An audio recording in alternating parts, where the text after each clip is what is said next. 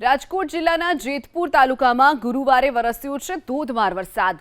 જેતપુરમાં શહેરની સાથે સરદારપુર, મેવાસા, હીરપુર સહિતના ગ્રામ્ય વિસ્તારોમાં પવન સાથે વરસાદ વરસ્યો।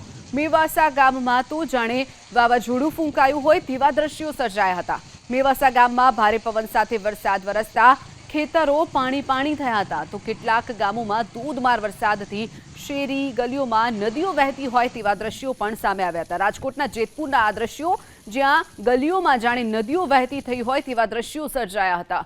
તો ગરમીમાંથી આંશિક રાહત પણ સ્થાનિકોને મળી હતી। કેટલાક ગામોમાં ધોધમાર વરસાદથી નદીઓ વહેતી થઈ હોય તેવા દ્રશ્યો।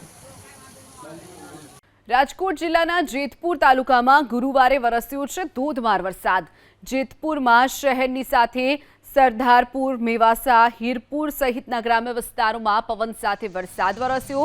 મેવાસા ગામમાં તો જાણે વાવાઝોડું ફૂંકાયું હોય તેવા દ્રશ્યો સર્જાયા હતા।